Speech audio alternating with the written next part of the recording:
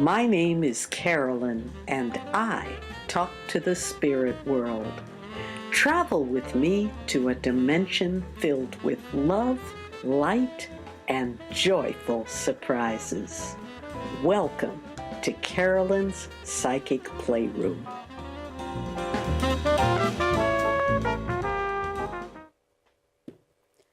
Hi, everybody. Carolyn Wilkins here, welcoming you to another episode of Carolyn's Psychic Playroom. It is a dark and gloomy night here in Cambridge, Mass. I hope it's bright and sunny where you are, but it actually feels very fitting for the fall and for the fall season.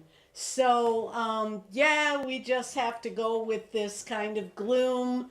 If you've been living in New England as long as I have, you kind of get used to it. The nights get long, the days get short, and we just kind of begin to cocoon in. We're headed into that inward time, headed now between the fall equinox and the winter solstice into a time of gradually turning inward to reflect and get ready and charge up for the year ahead. So I have a lot of fun things to bring to you today. I'm very excited about my guest today. As I keep talking to you, I'm gonna twiddle with the computer here, so don't mind me, but I'm gonna pull up a wonderful interview that I did with my friend Joy Giovanni. Joy is a psychic medium. She's a wonderful human being. She lives out in California, and I had the good fortune to chat with her via Zoom and to ask her a little bit about her work as a medium, what it was like, and just her thoughts about mediumship in general. We did have a couple of issues with the audio. A couple of times it glitches up a little bit, but don't let that discourage you. I think that as you watch this interview, you will get a very nice sense of Joy's wonderful energy.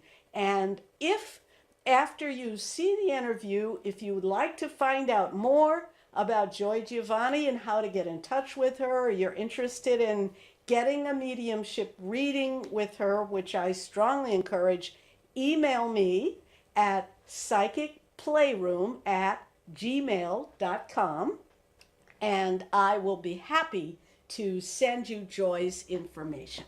But for now, enjoy this lovely interview. Hi, everybody. This is Carolyn Wilkins, and you are, as you well know, watching the Psychic Playroom this evening, and I have a very special guest to share with you today. This is my friend Joy Giovanni, and Joy is, like myself, a medium, but Joy has her own special, beautiful spin that she works on. The way how she works and what she does is beautiful and unique to her. And so without further ado, I'm going to talk to her today. I'm going to ask her a few questions and give you a sense of Joy. And I know you're going to love her.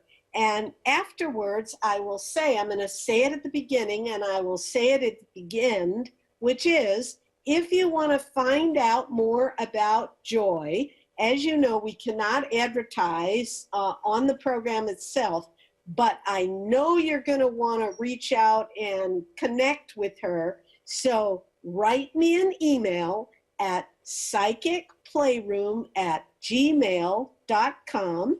And when you send me the email, I will happily give you all of Joy's information so that you can be in touch with her for yourself. So, welcome, Miss Joy. Thank you for coming. Thank you. You're so sweet. That was like such a kind introduction. Thank you. It's good to be here. Well, I am honored that you have spent time with me today. And so I know that you are a medium, but maybe you can talk a little bit about how you got started in this work. What was it that sort of made you want to do this thing of talking to dead people? Well, I was actually really afraid of it for a very long time, and for many years, I didn't identify as at all whatsoever. As you know, I'm a Reiki practitioner, and for those that don't know, Reiki is just an ancient Japanese form of energy healing. And during the healing period, the 45-minute session or whatever it might have been, I often was getting psychic impressions and just information about the person I was working with that would be helpful or useful in their life in some way at that time. So during the session, I would be just kind of opening myself for any information or guidance from their higher self, their guides, anything pertinent for them at the time. And then I realized over time that I was recognizing other people who were kind of there with us. And when I would tune in with them and just kind of float out there like, hi, what do you have to share? I would get specific information. For example, there was one, and she was a lovely grandma-aged woman with this flowing dress, and she gave me a few bits of information. And then at the end of the session, I would always report back, and my clients, when these things would have to be a specific person, they would recognize them. They would say, oh, that's my grandma, or that's my friend who passed away. So I know that's not Reiki works. And I decided, okay, this is obviously different. And I want to know, is this something I even have? Is this something I'm interested in using? So from there, I began to explore classes and options just to learn how to work with this gift. And honestly, if I even wanted it, because I was a little scared. Yes, I think I'm so glad you brought that up, because I do think that many people, when you tell them you're a medium and what you do, people sometimes can get a little freaked out, because we've all been saturated with these scary TV shows where, people come crawling out of graves and haunt things and, blood and, just creepy, scary things. And I think that many people have a misimpression about mediumship and what it actually is. So could you share with us just a little bit, what's your take on that? Put it this way, when someone comes to see you for an appointment, and they're maybe afraid or whatever, how do you kind of talk to them about these fears? Well, often they'll have really specific questions. One I get a lot is, do the loved ones come to me like at night, or how does that work? And I kind of have it set up as an agreement with the other side and time, and if we set it up that way to where, I'll chat with you when I'm kind of working or on, that's great, and then I'll close down and I won't be like closed for business, if you will. So I sort of have a deal with them that they know, hey, don't bug me at night, don't scare me when it's dark. So I think it helps people to kind of feel like, okay, it's okay to feel nervous, and it's all very new.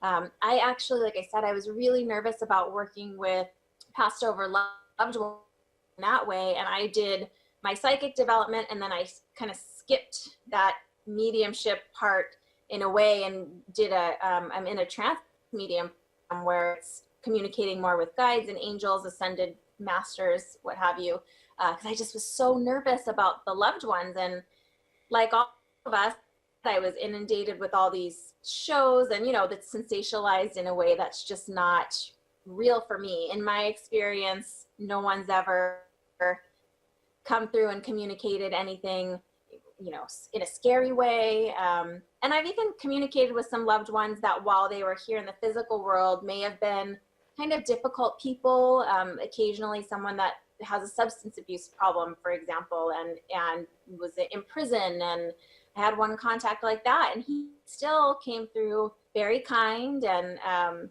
nothing scary about him at all. So from my end, it's sensationalized in the television, movies, what have you. But I think that's just more because it is so calm and peaceful, and I don't know that sells tickets.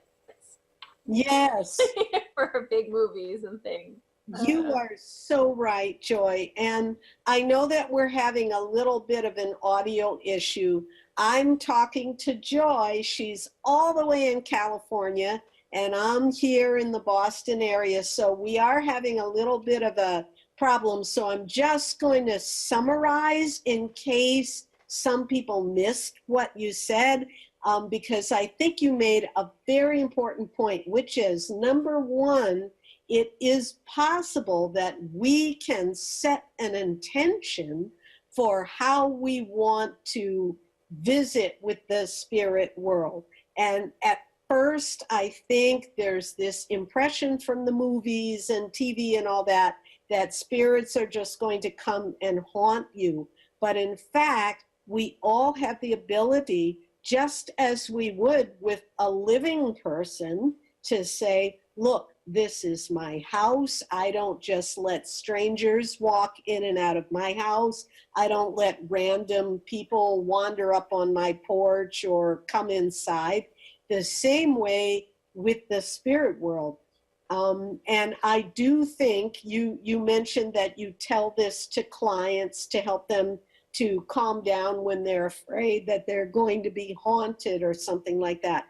And I do think those things are really true. And you also made another great point about the calm and the peace that we as mediums experience when we do speak with spirit. It's not at all scary. It's in fact beautiful. And even people, as you mentioned, who are highly stressed on the earth plane, who were highly stressed or had difficult lives, they often come with a sense of peace and beauty. So Joy, we're almost, believe it or not, out of time. So just very quickly, as I mentioned, you are in California. If you live in California, obviously you can visit Joy. She's in the San Diego area. But otherwise, do you offer mediumship sessions via Skype or some of these other platforms? Absolutely. And those are great ways to with people all over our country and all over the world. So like you said, I'm in office in San Diego, but if someone is further away, we can always do sessions via video chat like I are now, or phone as well. And initially I didn't understand how that could be the same, but the more I've worked with it, I understand that, our spirit world are, essentially these loving balls of energy, and they can be anywhere. They can be all the way across the country and right here at the same time. Time and space doesn't work the same way for them, so it's equally effective no matter where the person is that we're reading for. That is so true. And on that beautiful note, I'm going to wrap up our interview. I'm so appreciative that you came to hang out with me in the Psychic Playroom today. Once again, this is Joy Giovanni. And if you would like to find out more about the work she does with mediumship, write me at psychicplayroom@gmail.com, and I will definitely put you in touch with her. I can tell you she's an amazing human being. And so we're going to sign off for now. Thank you, Joy, once again for joining me. And yeah, bye for now. Thank you. So That was a lovely interview. I hope you got a sense of joy, even though the audio quality was terrible. And I will say, I think we'll just have to have her back in a chance where you can actually hear her without her like freezing and all that crazy stuff. But she's great. She's a terrific medium and a very lovely person. Once again, if you know someone in California or you're in California yourself and you're looking for a medium to see in person, she's in San Diego, or she also does see clients via Skype. Okay, so now we roll into the next section of the Psychic Playroom. This is the part where I answer your questions with a one-card tarot reading, and I have brought my trusty Akashic Records tarot deck, and I'm going to start right away because, as always, we only have 10 minutes to do questions, so I'm going to try to get through as many as I can. So the first question comes from ED, and ED is asking for insight into their romantic life. So I'm going to kind of shuffle the cards a little bit with that in mind, asking for the cards to tell me what ED needs to know about the romantic life. And now I will spread the cards out here and just randomly pick something. This one's kind of sticking out. This one says, the light of the world. What a beautiful card. And as you see on the card, you have kind of a prophet looking kind of figure. And meanwhile, a person looking from a window at the prophet kind of figure who is beaming with light, has a big halo. So how do I interpret this psychically for ED? I would say that ED needs to shine up their light and to get as bright as they can. The way that I'm feeling about this is that the brighter you can be, ED, the more likely it is that you will make the romantic connection that you are seeking. You need to get big. I'm feeling, and now this is less from the cards, but more psychically, I'm feeling that you may have in the past had a tendency to hide your light under a bushel, as it will, to be a little bit shy, perhaps to keep yourself a little bit in the background. And as a result of that, people have not had the opportunity to see the real you. And we all, as you know, I believe that we all have an inner light, and it is, to me, a strong message to you from the cards that you need to allow your light to shine. If there is a person currently in your light or around you who may be watching you, as is this person here in the card, they're watching you, but they're not yet committed. And the brighter you shine and the more beautiful you are with that shining light, the more that you are going to draw to you the person that you need.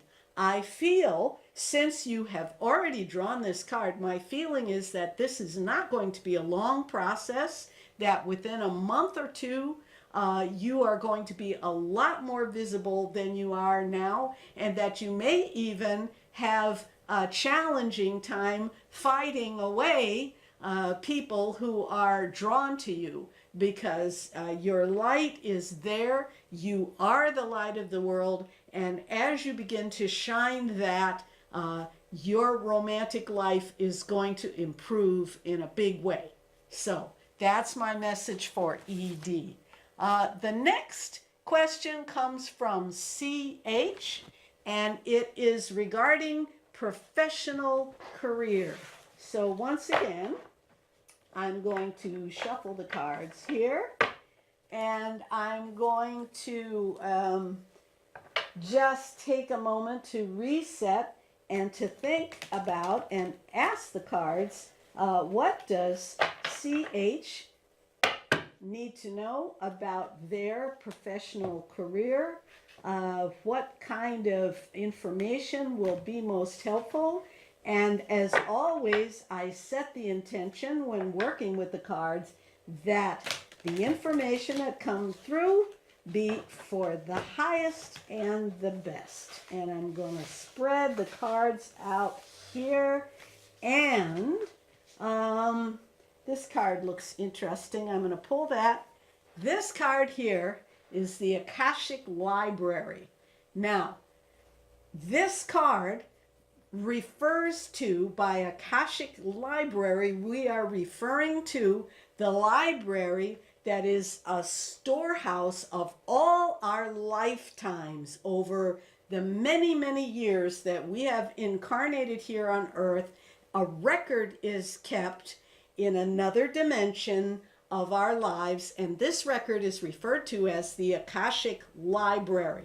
Okay, so what does this mean for your career?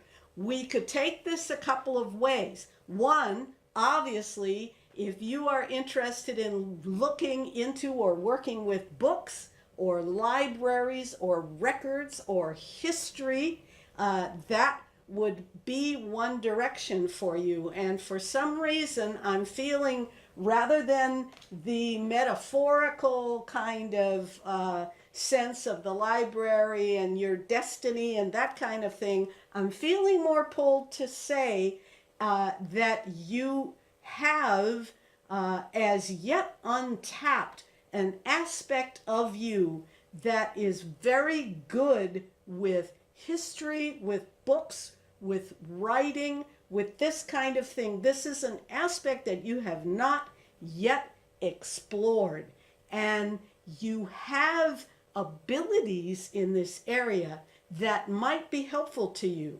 I don't think that you have thought that much about it, but it's sitting right there. And I would say that if you look back into your childhood and you look at some of the things that you used to enjoy doing when you were very small, you may find that you enjoyed things like books, reading, history, libraries, things that maybe now you've forgotten about and you don't even think about them anymore. But for some reason, I'm feeling a pull there. So I'll be very curious. Text me and see whether this resonates for you at all. But that is just what the cards have given me. And also, one last final thought, that it is connected to your destiny. This is something that you were in a previous lifetime, and it's something that continues to fascinate you, even though you do not see at present how it might connect to the rest of your professional life. There's something there: books, libraries, records, history. So think about it. Okay, CH. I'm coming now to my last question. This is from RC. And this is actually an extremely pertinent question, which I'm going to have to zoom through because I only got 2 minutes left, but I'm going to do my best. The question is, how can I be productive in such difficult times, even when issues have touched me deeply? And I'm sure here in the U.S., we've had some very tumultuous times. We've had a lot of very intense things that have triggered a lot of people. There have been a lot of developments that have been difficult and painful. A lot of deep feelings are expressed, and I think that it has been very easy to be triggered. And as you know, here on the Psychic Playroom, if we are triggered, that is never the best place from which to express our highest good. When we're upset, when we're feeling powerless or angry, that is never the time. I'll tell you what I'm going to do. Actually, RC, because I am seeing the clock tick down. I'm going to pull this card really quickly, and the card is the Lookout. The Lookout is looking out from a ship. Meanwhile, the ship is on fire, but he is looking toward land. He is already looking for his escape. He's looking for his way out.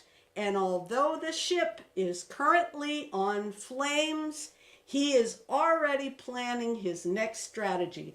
I would say to you very, very quickly that in the way that the situation has unfolded here, there's been a lot of things which, if you're of a certain political persuasion, you might feel the ship is burning, but the message is look beyond the current ship and look toward the land, because you're going to need to find other ways. I will also go on Facebook Live Saturday at 10 a.m. Eastern to talk more about this, because unfortunately right now I see my time is up.